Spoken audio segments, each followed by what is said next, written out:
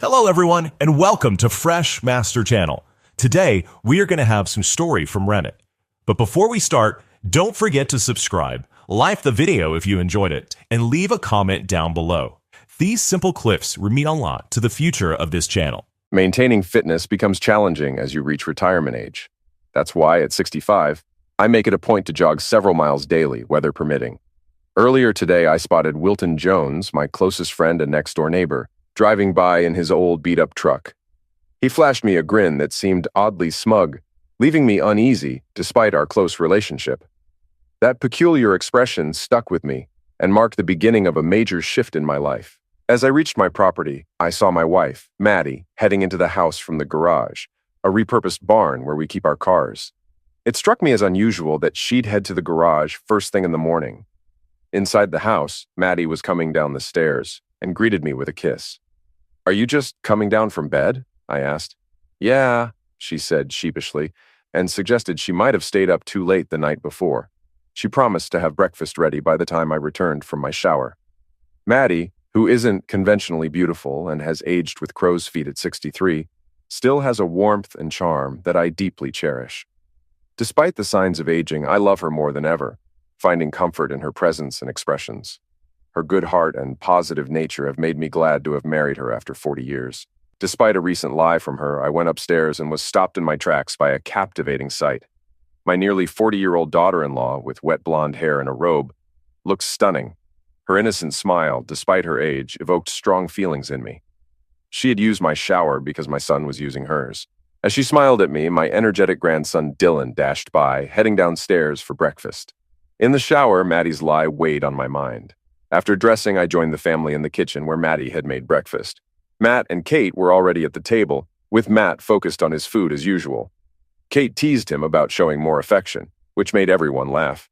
Dylan, eager about our planned fishing trip, asked when we were going. After breakfast, Maddie fussed over me with sunscreen and a kiss, showing her usual concern.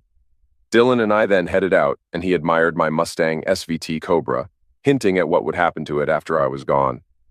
I dodged the question, knowing he wasn't ready for it. We spent the day fishing, returning home tired but happy. After dinner, we walked around the property while Matt shared childhood memories. Dylan remained curious about the car, so I promised him a ride the next day, which thrilled him. Later, as the family relaxed, Maddie pulled me upstairs, insisting I needed rest. In bed, despite everything, we quickly reconnected intimately, and the world outside our room seemed to disappear. "Is this what you want?" she asked playfully. "Or do you want me to go down and get Kate?"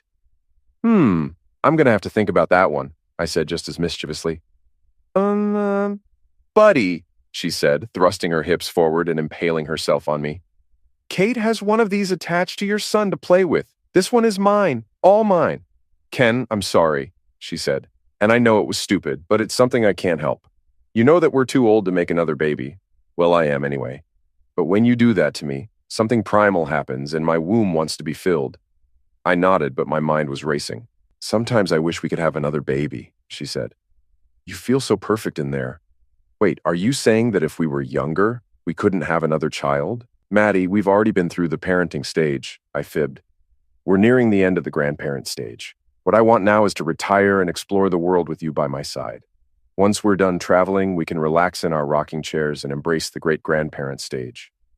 "I'm not sure I want to travel the world with a man who won't at least pretend he wants to have another child," she pouted. "All right, I'll take Kate," I said, turning onto my side to go to sleep. "I already told you this was my choice," she said. "Don't make me go after my daughter-in-law. She's like the daughter I never had. But I'd go after her like a lioness for you, Ken." As we lay together, Maddie slept soundly while my mind raced. Despite our age and her inability to have children, she remained passionate in bed. I questioned her claim that I was the best, considering she had married innocent. I eventually fell asleep peacefully and woke up early, debating whether to skip my run. I decided to go, but lacked enthusiasm. The cool morning air felt right, but the run was tough, and I turned back after just half a mile, frustrated. As I neared home, I noticed Will's truck parked on my property, and my garage door slightly ajar. Staring into the dim light, I realized it was all too clear. There was a hoe plying her trade in my garage. The witch was frightfully close to my car as she did it. It was clear that they were all there willingly, marking a turning point in my life. I had always prided myself on being even-tempered and reasonable, someone who thought things through before acting. However, if pushed too far, I could unleash a fierce side. Next to the door, I found a 2x4 I used to prop the barn door open. I picked it up, knowing I needed it to protect my car from the wind. In a fit of anger, I threw a rock at Will's truck, shattering the windshield. The scene in my garage changed instantly as 3 people scrambled to get dressed. I recognized Will's voice as he wondered if I was the one outside. He quickly mentioned leaving while Maddie complained about not finishing.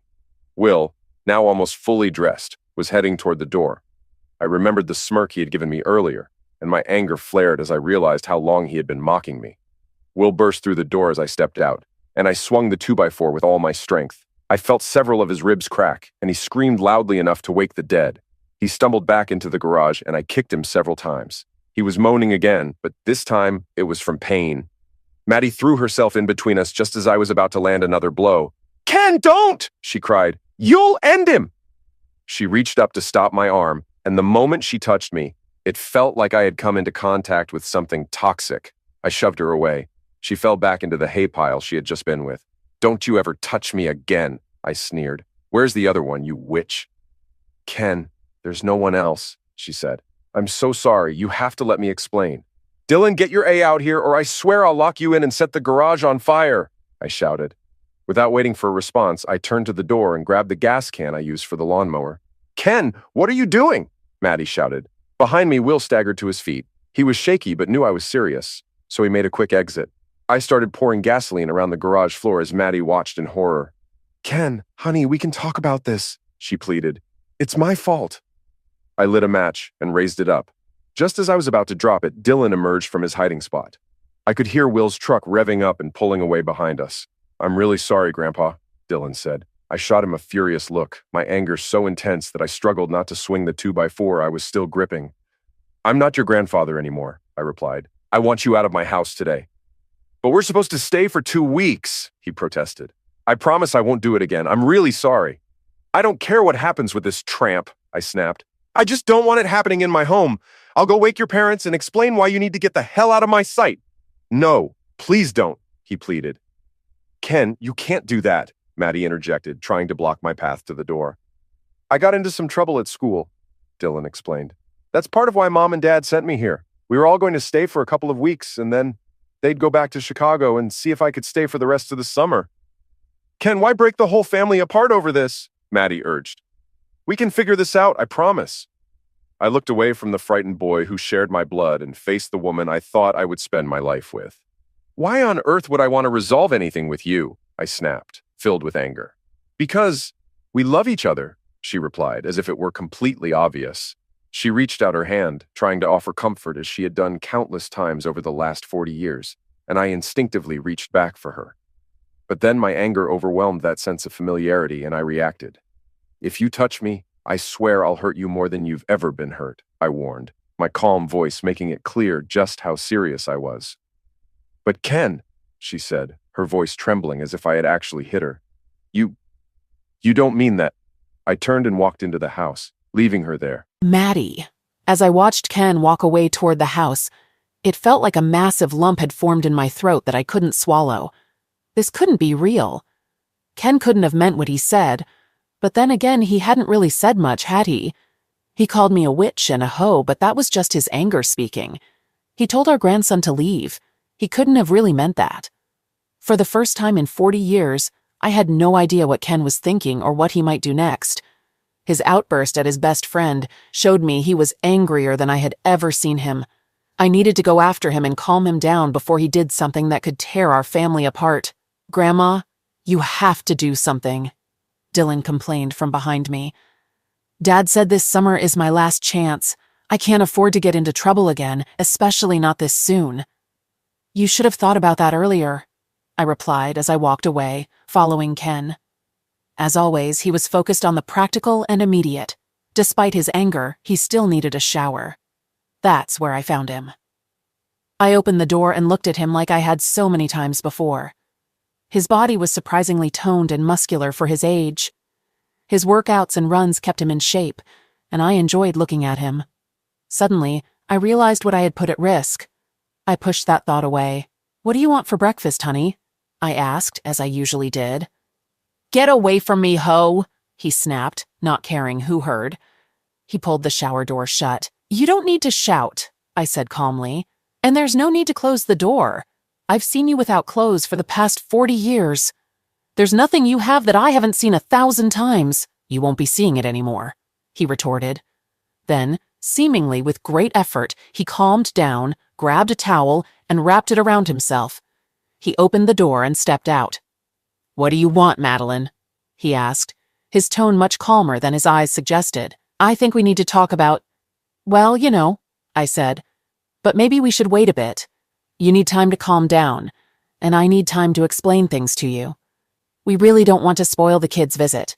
We only see them once or twice a year, so perhaps we should wait until they're gone, okay? I don't want to talk to you, he said. I don't want to calm down. I don't care about anything you have to say. Pretending to be civil around the kids or lying to them is just another form of deceit. Maybe you've been lying and hiding things for so long that you've lost touch with the truth. But eventually the kids will find out about this. Sooner or later, everyone will know. What are you talking about? I asked. The kids will want to know why we're separating, he replied. Suddenly, my heart started racing and I felt faint. I stumbled but managed to steady myself by grabbing the wall. Ken didn't even hesitate. For the first time in over 40 years, I sensed he didn't care about my health or well-being. I'm pretty sure Chelsea is wondering what happened to Will. I hurt him pretty badly. If he decides to press charges, I might end up in jail. Honestly, I hope he does. I'll tell anyone who asks what happened and why I confronted him. I bet Chelsea will kick him out. That place has been in her family for generations. He won't have a leg to stand on and will be out by nightfall. Ken, you'll destroy their marriage, I said. They have kids to think about. Will also has a business to consider. In a small town like this, he could lose at least half his customers. He's been your best friend since middle school. Why do you want to ruin his life? He ruined mine first, he shot back. While you're so busy worrying about everyone else's kids, families, jobs, and feelings, did you ever think about mine? What about my feelings? What about our son and his family? Ken, I'm sorry if I hurt you, I said. That was never my intention. I love you more than… If you ever say that again, I'll knock your teeth out, he snapped. His expression was completely serious. Ken had gone from calm to furious in an instant. His anger and hatred were palpable. At that moment, I realized just how deeply I had hurt him, and I recognized my mistake. For most of my life, I had taken Ken's love and the certainty that we would always be together for granted. I never considered the possibility that I might lose that love, or that he could doubt for even a moment how much I loved him. Things were deteriorating rapidly. I needed to do something to calm him down before his pain led him to hurt others. What I needed to do was create a sense of normalcy to give him time to process his anger. I left the bathroom and headed downstairs to start breakfast. It was nearly 7, and Matt and Kate would be getting up soon. I wanted to shield them from everything that had happened. As I made my way downstairs, I ran into Kate. "Hi, Mom," she said. Looking at her, I could see why my husband had a crush on her. My daughter-in-law is beautiful, but her beauty isn't so much outward. Kate is one of the sweetest people I've ever met. Matt must have done something extremely great in one of his previous lives to end up with a woman like her. She mentioned a strange dream about Dylan facing a bear, which left me momentarily stunned. She had checked on him, finding him in the kitchen where he was busy eating. Just as we were chatting, Ken came down and hugged Kate, expressing his love for her and asking her to tell Matt the same. However, he didn't acknowledge me, which raised my concern further, especially since he wasn't dressed for work. Moments later, I heard the roar of Ken's Mustang, its aggressive sound reflecting his mood. I wondered if his anger was making him drive more recklessly or if the car truly mirrored his emotions. If it was the latter, Ken was angrier than I had ever seen him. I had mixed feelings. On one hand, it was flattering to think that my husband loved me so fiercely that he could become enraged at the thought of me with someone else. On the other hand, I worried about the damage this situation could cause our family, depending on how I managed Ken's anger. My previous attempts at reasoning with him had failed, so I knew I needed a different approach. Breakfast was quiet. I told Matt and Kate that Ken was at a last-minute meeting with a disgruntled supplier, and they seemed to accept it, especially Kate. Dylan, however, was unusually silent, pushing his food around his plate. Eventually, he asked to be excused and retreated to his room. Kate reassured Dylan that he would have plenty of time with his grandpa, noting their special bond.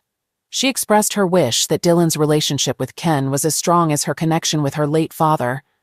Despite Kate's sunny demeanor, her words stung, reminding me of the damage my actions had caused to our family. After breakfast, Matt took Dylan fishing, with Kate tagging along, iPad in hand. To my surprise, they returned just a couple of hours later, a stark contrast to the previous day when Ken and Dylan were gone all day.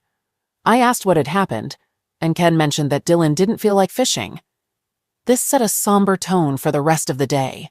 When dinner time arrived without a word from Ken, I grew anxious, unsure of how to explain his absence to the kids. I called him, and the phone rang endlessly before he finally answered. "What?" he asked. His tone made it clear I was the last person he wanted to speak to, and that stung. "When are you coming home?" I inquired. "Who said I'm coming home?" he shot back. My heart sank. "Ken, do we really have to ruin Matt's vacation?" I pleaded. "Can't we just wait to deal with this until he's gone?" "You're the one who started all of this," he replied. "Did you think about that while you were sneaking guys into my garage and sleeping with them?" "Ken, we need to talk," I said. "Can you please just come home?" "Why would I want to come home?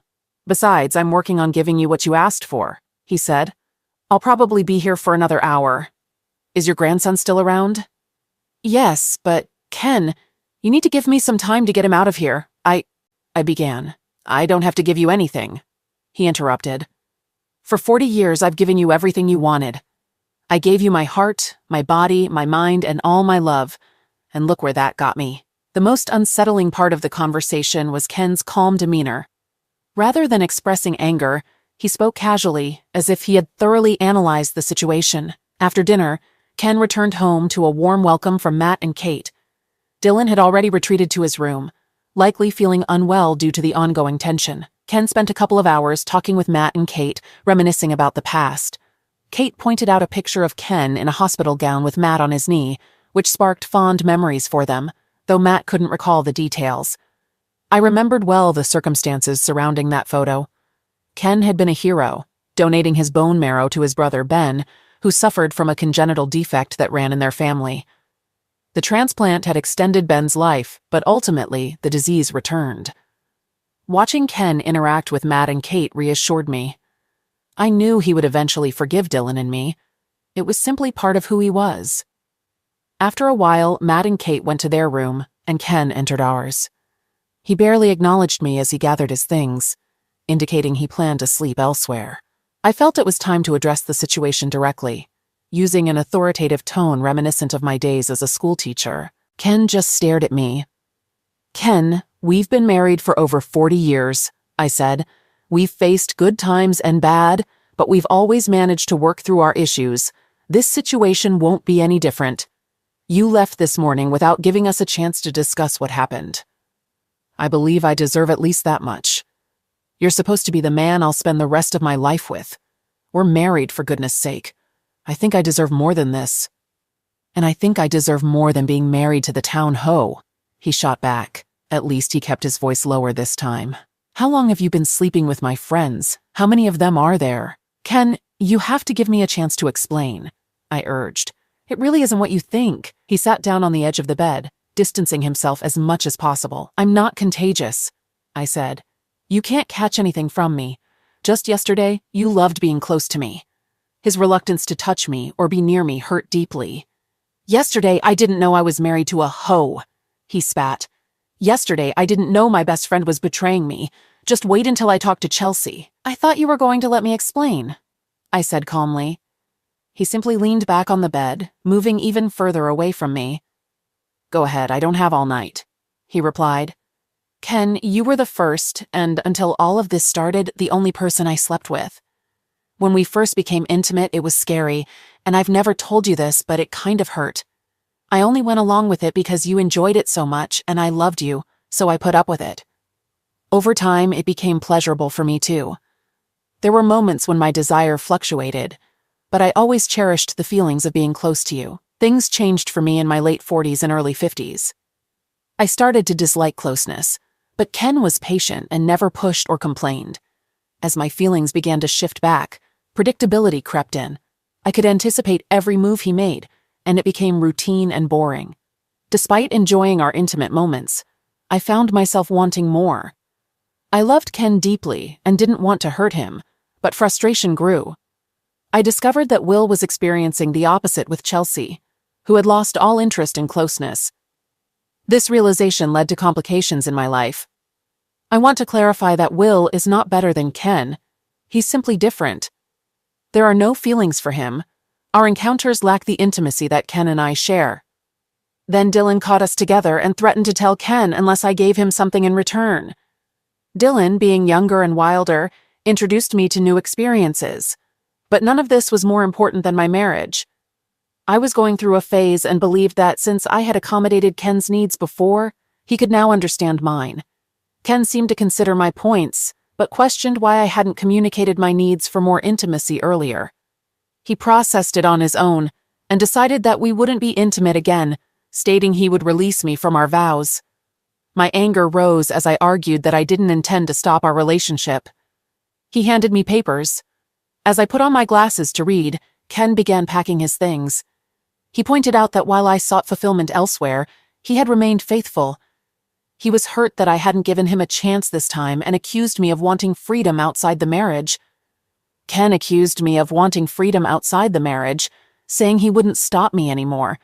I tried to explain that I only wanted him and that it was never about finding someone else. It was just about act. He told me he had filed for divorce, offering a 50-50th split and allowing me to stay in the house as long as no other men were brought there. He made it clear that the house would go to our children, excluding Dylan. As Ken drove away, I was left hoping he might return. I went through the pain of watching the man I loved walk out of my life, taking only the essentials. The next morning, I lied to the kids, saying Ken had left for work. They sensed something was wrong, and the days that followed were filled with tension as I struggled to maintain the appearance of normalcy. Dylan struggled with the loss of his close relationship with Ken, and soon expressed a desire to go home.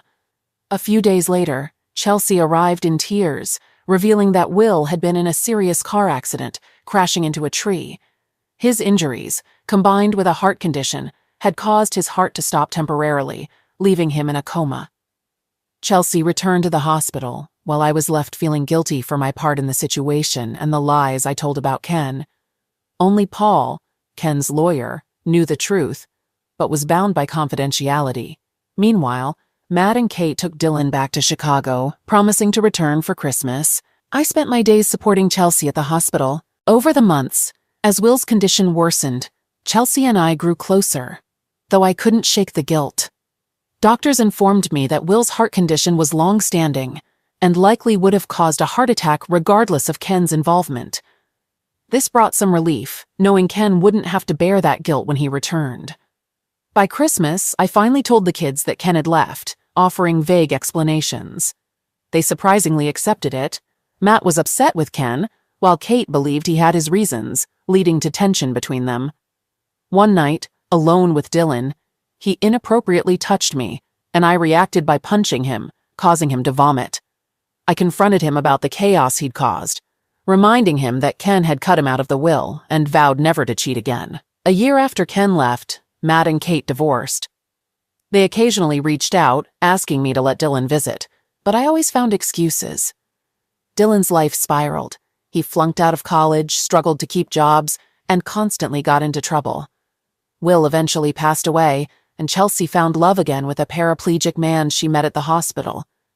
They seemed genuinely happy together. I tried dating after Ken left, but nothing worked. Deep down, I only wanted him. Eventually, it became clear that no one else wanted me either. I posted ads on dating sites but got no responses. The few times I had closeness, it was with men who were as unsatisfying as the encounters themselves. This led me to reflect on my life, feeling like a lonely woman who had ruined her own happiness. My desire for closeness faded after Ken left, and those experiences were more about curiosity than actual want. I realized even my time with Will only mattered because of Ken. Living without him was unbearable. 3 years later, after his departure, I looked in the mirror and barely recognized myself. I appeared older and more defeated. Then I received a call from Matt, whom I hadn't heard from in months. He sounded emotional, asking me to call him or Kate. Before I could respond, Kate arrived at my door, her once beautiful face now showing pain from the divorce. She hugged me tightly, and her concern made me regret trying to joke about my age. Kate revealed that Dylan was in trouble. Her tone conveyed a mother's desperation. I hadn't seen Dylan since I hit him years ago, and my feelings toward him were complicated. Over the years, I understood that I had been dealing with a hormone imbalance, which I had tried to treat on my own.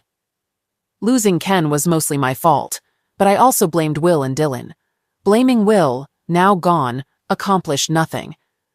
Dylan had betrayed me by blackmailing me and betraying his grandfather. Even after seeing how hurt Ken was, Dylan had the nerve to make another move on me. I'll never forget the satisfaction of knocking him down and the stupid look on his face. "Mom, Dylan has it," Kate whined. "Dylan has what?" I asked, certain that whatever it wasn't a job. The boy had been guilt-tripping both parents over the divorce to squeeze money from them. What they seemed to overlook was that Dylan was over 21 when they split. He was an adult. "My baby has that cancer that runs in the family," she cried. My heart sank. "Mom, what am I going to do?" she sobbed. "We'll get him the best doctors available," I assured her, reaching out to hug her. In that moment, I wished I could take away some of her pain. However, my compassion only extended to Kate. Dylan was still a snake in my eyes. "Mom, can you contact Dad for us?" she asked. "Matt told me Dad saved his brother by giving him bone marrow. He has some kind of antibodies in his bone marrow that helped keep it dormant for a while." I just stared at her blankly. "Can't they use Matt's bone marrow? One of Ben's kids could help too," I suggested. "Matt was already tested," she explained. "He's a close match, but he doesn't have the antibodies. I'm a double negative, so I lack both the DNA and the antibodies. And Ben's kids are both girls. Apparently, this only affects males." By the time she finished telling me about Dylan's condition and what they had done so far, Matt had arrived. I had to admit it. My son looked terrible. At 46, he resembled his father almost exactly, which was alarming since he was 22 years younger than Ken. Ken looks good for a man in his late 60s, but Matt just looked worn out. He saw Kate and went to her, embracing her as he reassured her that everything would be okay. Ken. Every morning felt fresh, and I couldn't help but smile, knowing I had moved beyond my past mistakes. Miranda, even in her sleep, kept her leg draped over me, showing her reluctance to let go. She woke up, mentioning she'd join me for my run, and as she stretched, her beauty captivated me. I called her by the special nickname Miranda, a term only I used. Then, she opened up about her past insecurities, sharing how others had only valued her for physical pleasure, not for who she was, but I made her feel truly loved. She shared that I was the first man she had pursued, her first serious relationship. This revelation deepened my understanding of her attachment and fear of losing me. Despite our age difference, me nearing 70 and her in her 40s, our bond was stronger than I could have imagined. Though I couldn't fully grasp how it all came together, her shrugs said it didn't matter. Our connection was real, and that's all that mattered. In a quiet moment, Miranda expressed her desire for me to be her last, prompting me to ask if she would consider marriage as I got out of bed. She remained silent for a while, hiding under the blankets. I pulled them off, catching her off guard. She seemed surprised by my seriousness, but hesitated to respond. Miranda playfully chastised me for my language, and as I tried to ask something important, she interrupted, excited, but conflicted. She revealed she had been keeping something from me for days, unsure how I'd react due to our age difference. Finally, she blurted out that we were going to have a baby. Shocked, I blurted out something thoughtless, which hurt the trust we had built over the years. Miranda ran to the bathroom, crying and locking the door. I felt terrible and tried to coax her out, even attempting to break down the door, but I ended up falling awkwardly. Eventually, she came out, tearful, and reassured me that the baby was mine. She asked if I truly wanted to marry her, and I reminded her that I had asked before the baby news. She insisted I propose properly and not out of obligation. The next morning, we skipped my run and went out for breakfast. Miranda excitedly told everyone about our engagement, and surprisingly, no one was shocked. Most thought we were already married. Sharing the pregnancy news raised a few eyebrows, though. After breakfast, we went to a jewelry shop where Miranda chose her ring. She had planned everything for the proposal that evening, even booking us haircuts and deciding what I should wear. Miranda insisted I practice my proposal, wanting it to be perfect and spontaneous. She humorously mentioned having Al, Samantha Green's husband, videotape the moment. I joked about not wanting to mess it up, but she playfully threatened to say no if I did. Despite my past feelings of loss, I welcomed the changes ahead. I felt grateful for Miranda, never expecting to find happiness again, especially not so soon after leaving Michigan. I had doubted our age difference would lead to anything serious, but here we were, planning a future together. Just as we parked my Mustang and entered the house, I realized I had left the tiny bag containing Miranda's ring in the glove box. Miranda, eager to show off her future ring, practiced how she would display it to catch the light. She sent me back outside to get the ring. That was when everything went wrong, and my life felt like it was falling apart. "Ken?" Someone called from behind me. The voice was familiar and filled with emotion. Suddenly, I found myself being hugged. I looked into the eyes of my ex-wife, with my son right next to her. "What the hell are you doing here, Madeline?" I asked, taken aback. "We hired a private investigator to find you," she explained. "It's time for you to come home, honey. Your family needs you." "Yeah, Dad," Matt chimed in. "You're lucky Mom even wants you back after you walked out on her." I just stared at him. "Matthew, you really need to get your facts straight before saying something foolish," I replied. "It only makes you look like an idiot." "Ken, you have to come back," Maddie urged, trying to change the subject. "Our grandson needs you. He has the same cancer your brother had." "What does that have to do with me?" I retorted. "Get off my property before I call the police." I turned to go back inside, leaving them standing there. "But he'll die," Maddie said. "Thousands of people die every day," I said.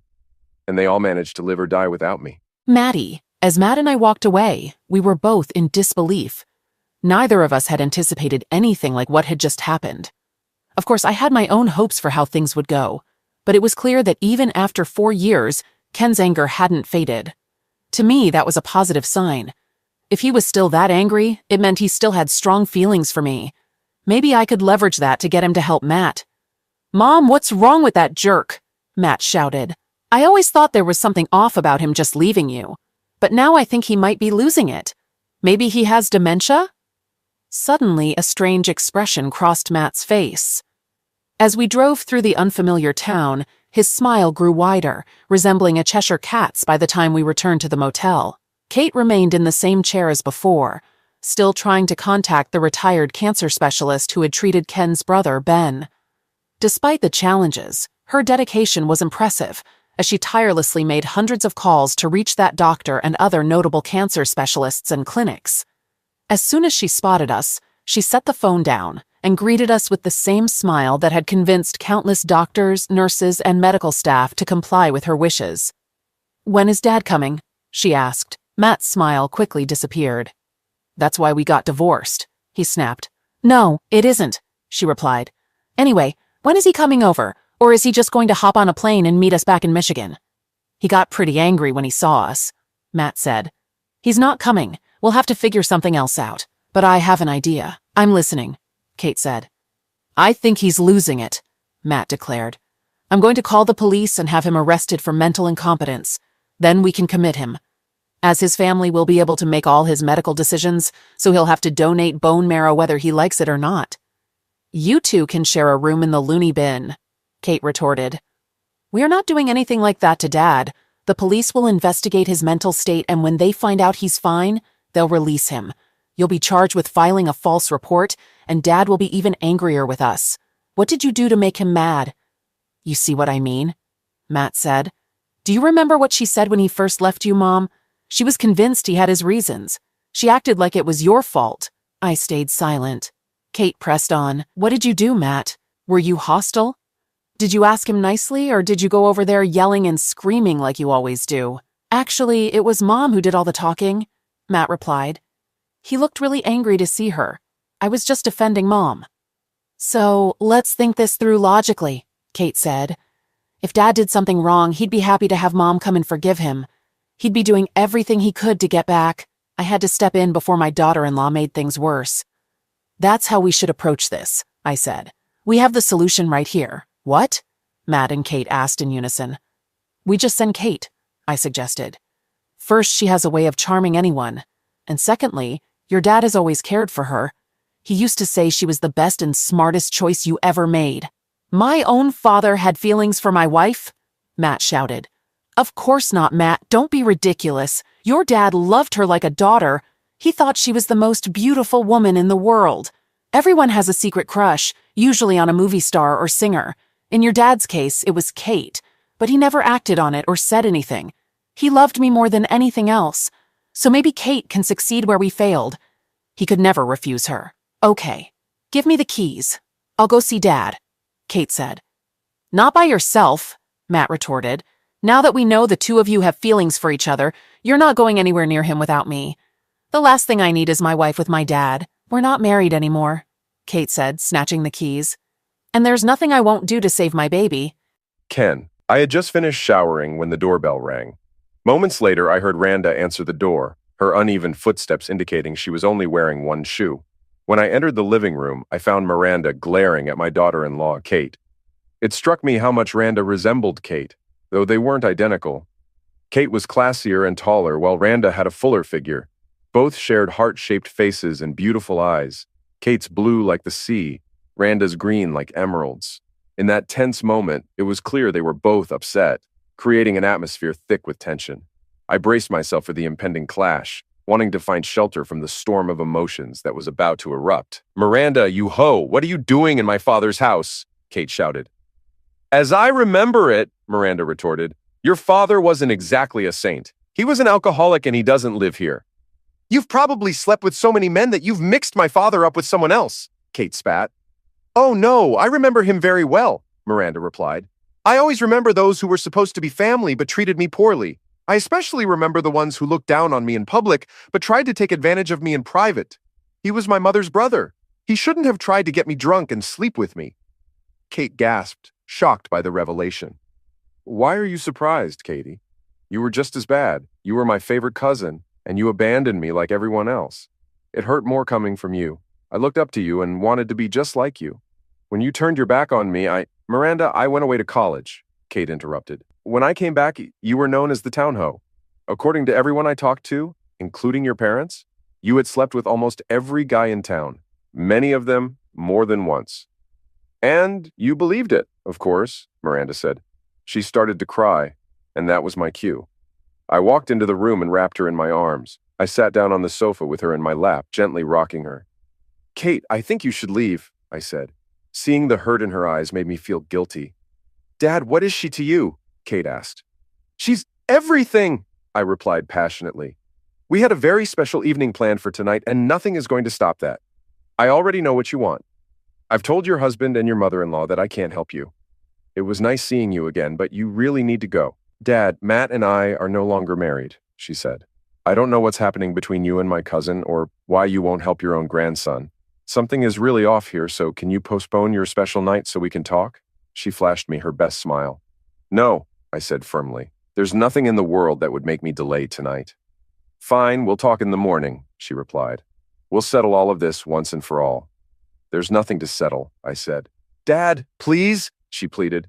"I know I'm not your biological daughter, but I always wished I was. I've always felt like one, so can we just talk and get everything out in the open?" "He said no," Miranda interjected. "You can't have him. If you don't leave us alone, I'll kick your skinny A." "Miranda, this isn't your concern," Kate shot back. "This is family business." "Do you know what this is?" Miranda asked, flashing her hand to show her ring, which caught the light. "I am his family. He's mine. We're getting married and we're going to—" She hesitated. "We're going to stay together forever. I'll be here early tomorrow," Kate said. "I'll come alone, so maybe I can figure out what's going on between my cousin and me. Then we can all get together to discuss everything else. I have a feeling things are going to get messy. We might all end up smelling bad when this is over." After Kate left, Miranda looked at me with tears in her eyes, accusing me of only loving her because she resembled Kate. I reassured her that my feelings were genuine and that nothing had changed. I loved her more than anything. Miranda smirked, saying she would invite her family to the wedding, to which I agreed, teasing that she should gather their addresses since she claimed not to have any family. Our evening unfolded as Miranda had envisioned. When I finally got down on one knee, every eye in the restaurant was on us. Before I could ask the question, she exclaimed, "Yes!" so loudly that even the cooks came out to see. We received a complimentary dessert, leaving me to wonder if Miranda had arranged it. Back home, she insisted on watching the proposal video multiple times, sharing it on social media. By the third viewing, I was exhausted and ready for bed, but Miranda had other plans. As we lay down, our kisses ignited a passionate encounter. and I lost myself in the intensity of our connection that night. We woke up and went for a run, with Miranda following me on her bike. Upon returning home, we found Kate waiting for us on the porch. After showering, the three of us made breakfast together and enjoyed it on the deck. As we finished eating, Miranda opened up about her past, revealing how she had always tried to emulate Kate in appearance and behavior.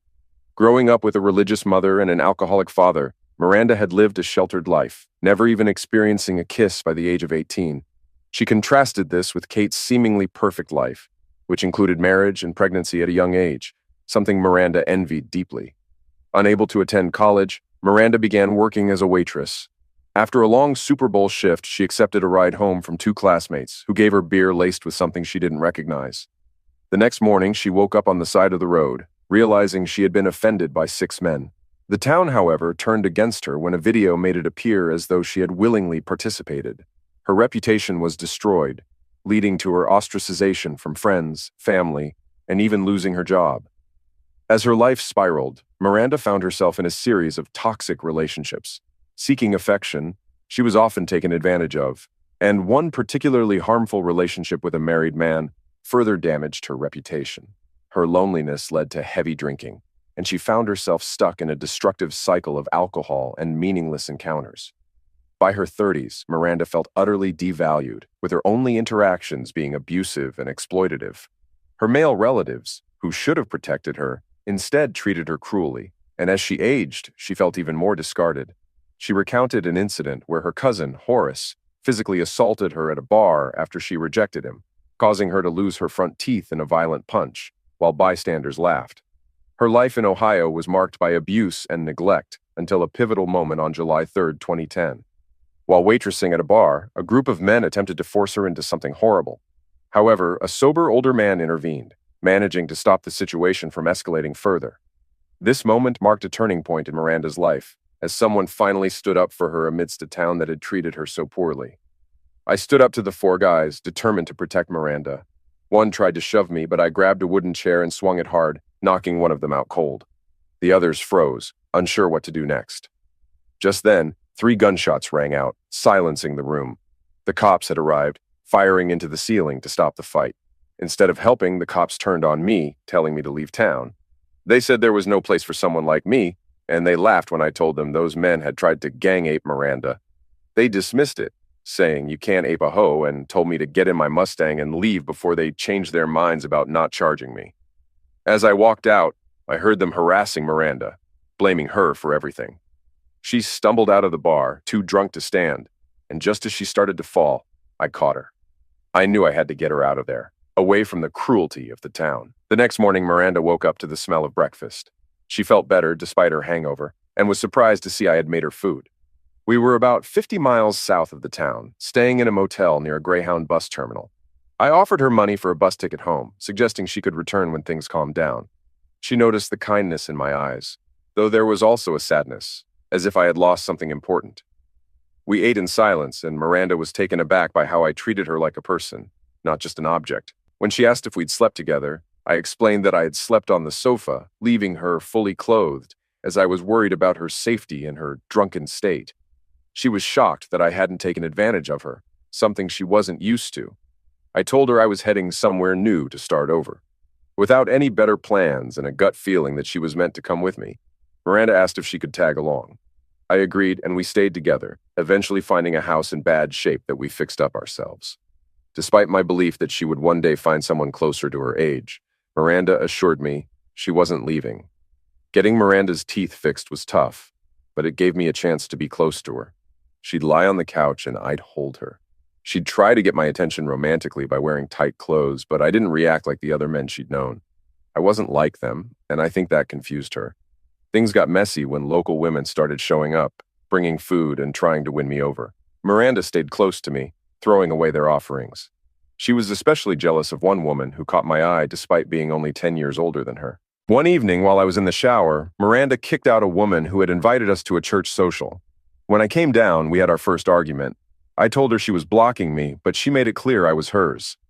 I wiped her tears and kissed her, and for the first time, it felt real and intimate. But just as things heated up, I sat on the sofa and turned on the TV, leaving her frustrated.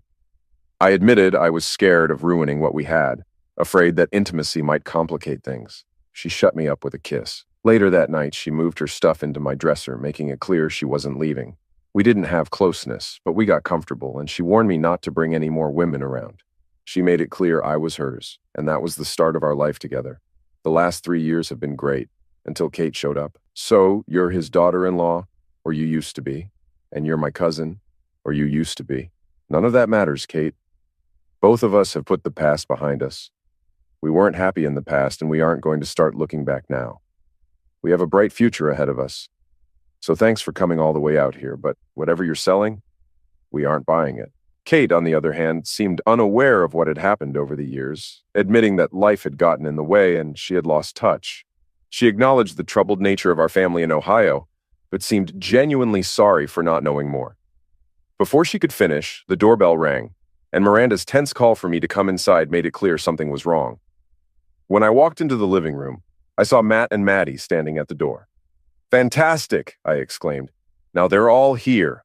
Kate entered the room behind me. "I told you to let me handle this," she replied. "I didn't want to leave you alone with him," Matt shot back. "What does it matter to you?" she retorted. "We're not married anymore." "And whose fault is that?" he shouted. "You wanted the divorce? You asked for it." "I never wanted it, jerk. I just wanted you to fight for us. I needed to know if I meant enough to you for you to put in some effort to keep me," Kate argued. "That's nonsense," Matt replied harshly. "You had feelings for my dad. Even when he abandoned my mom, you were on his side. Mom told me he thought you were the most beautiful woman he'd ever seen. It's no surprise he left my mother.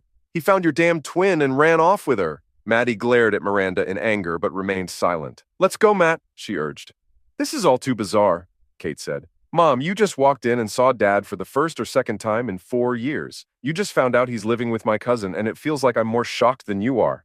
What's going on?" "All right, we need to sort all of this out," I interjected.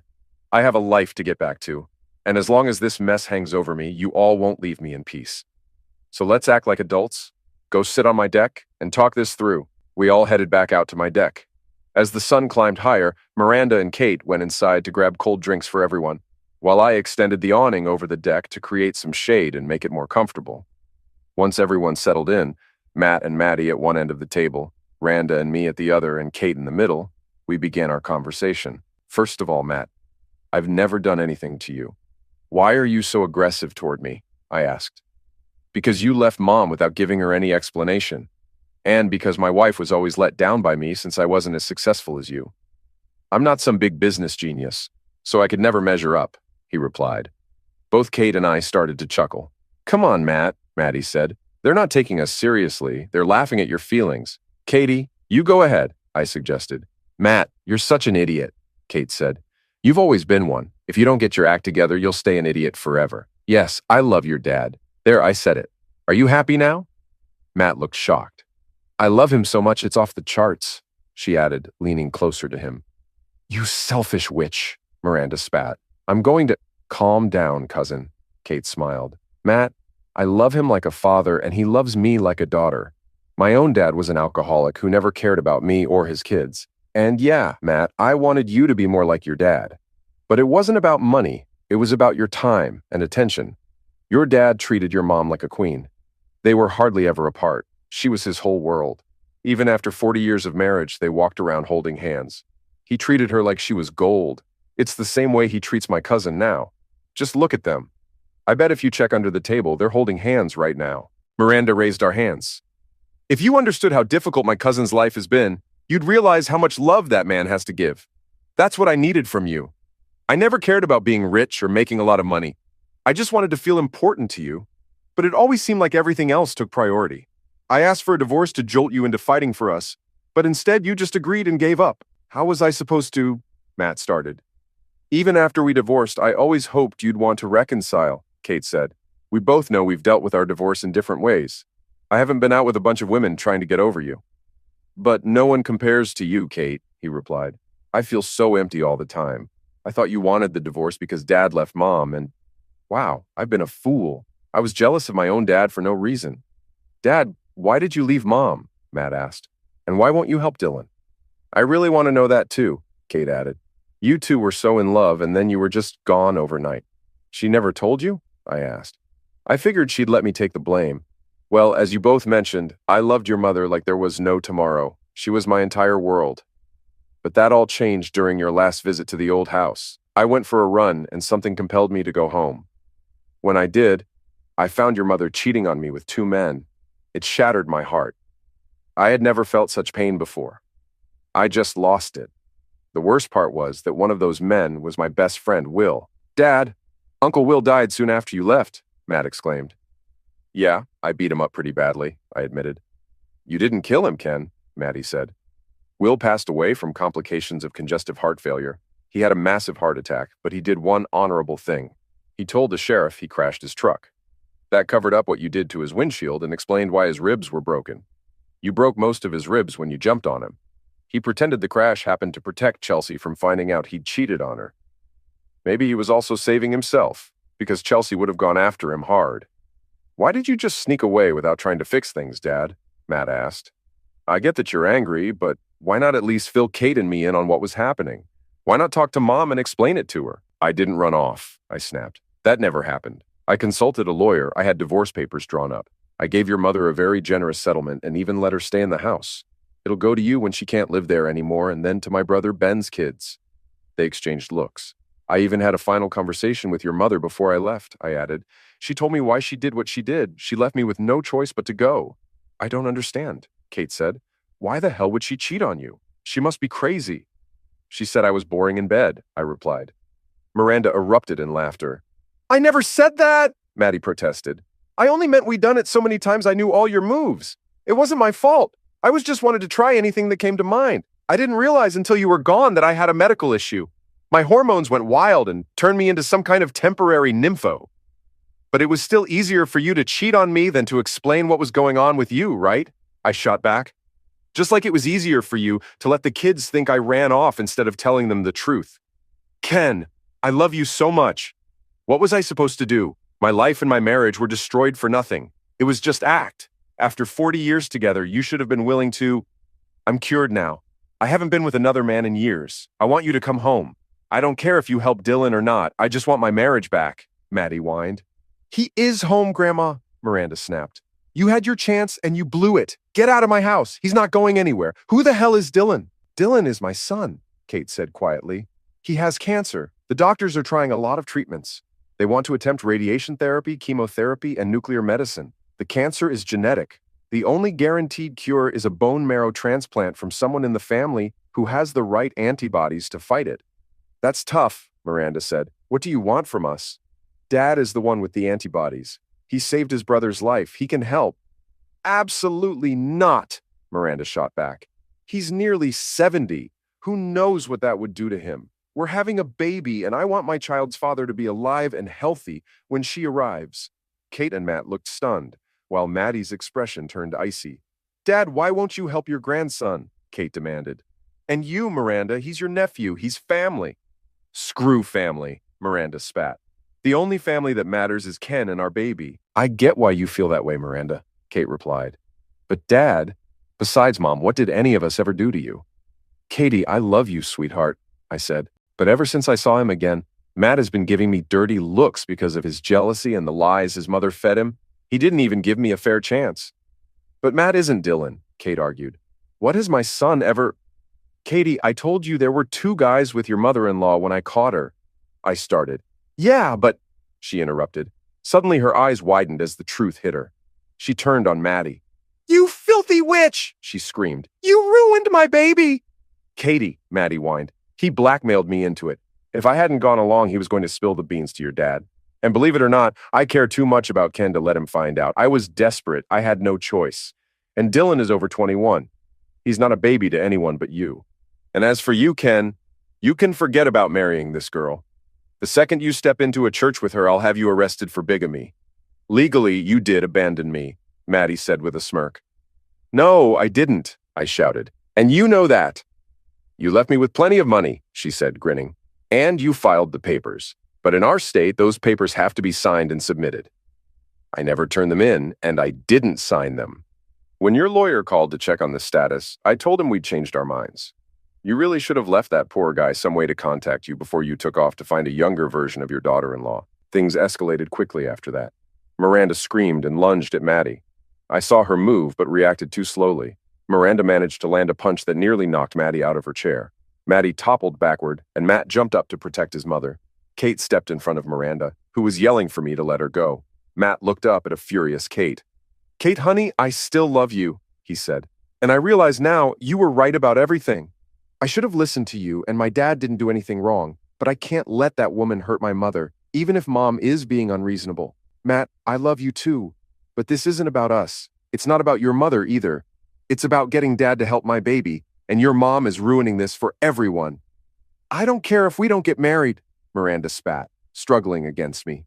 "We've been fine up until now. Our life was perfect until they showed up. Our baby will be raised by two loving parents. I want all of these people out of my house now." "You heard her," I said. Kate and Matt helped a dazed Maddie out of my house. I spent the rest of the evening comforting Miranda and reassuring her that everything would be all right. Epilogue. This is usually where everything gets tied up neatly, but life doesn't work that way. When I went back to Michigan to finalize my divorce, I discovered it wouldn't be easy. Despite Maddie's lies about our previous divorce, the process would take over a year, especially with Maddie fighting it. She signed an affidavit claiming we had a family gathering recently, which complicated things. I also visited Dylan, but he was the same spoiled, selfish person he'd always been, sitting in a filthy apartment paid for by Kate. He assumed I was there to give him bone marrow, showing no remorse for his role in destroying my marriage. I couldn't bring myself to help him. Kate and Matt, who had reconciled, tried to convince me to save Dylan, but I couldn't do it. When I looked at Dylan, I saw the betrayal that had nearly ruined my life, and he had never even apologized. Though Kate and Matt were upset, they couldn't force me to help. Dylan's health deteriorated from his treatments, but it wasn't cancer that killed him. He passed away from a virus on the same day my daughter Danica was born, his immune system too weakened to fight it off. We attended his funeral mostly for Kate. Miranda stayed by my side the entire time, preventing Maddie from trying to speak to me. The funeral was sparsely attended. Dylan hadn't made many friends. Despite everything, I felt sad, but only for the little boy Dylan once was, not the man he never became. It became clear that, aside from Miranda, who was firmly against it, and Maddie, who didn't seem to care, everyone else seemed to believe I could have prevented Dylan's death. I didn't bother reminding them that my brother, who took great care of himself, had also eventually passed. Dylan had continued smoking and drinking heavily in the weeks before his death. His funeral was the last time we were all together. Kate fell into a deep depression and cut off contact with everyone, including Matt, after realizing during their short reconciliation that he hadn't changed. With Maddie refusing to allow the divorce to move forward, I talked to Miranda, reassuring her that the legal status didn't matter. Wearing my ring made us married in my eyes. Then I focused on Maddie, pleading with her to let the divorce proceed. She refused and even made inappropriate offers in front of Miranda and our lawyers, which only served to infuriate me further. I had no choice but to drop the divorce, which allowed me to avoid the terms of our settlement. Maddie hadn't worked during our marriage, so all the money she had was mine. I still had access to the accounts, so I withdrew everything, leaving her penniless. After removing her from my retirement account, she received one last check. Though it seemed harsh, I enjoyed the power it gave me. Maddie showed up at my house causing a scene, so I had her arrested. I took another step, one that felt even more drastic. I sold the house that had been in my family for generations, leaving her homeless.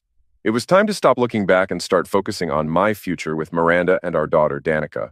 Now, 5 years later, I sit on my porch watching Danica, who's 5, doing laps around the driveway in her modified Power Wheels Mustang. She's already hosting little races every Sunday and hasn't lost yet, not even to the boys. I'm sure Miranda will object, but I think Danica's ready for a go-kart. She's inherited her mother's looks and my competitive streak. Those NASCAR boys will have some competition in about 14 years, and I hope I'll still be around to witness it.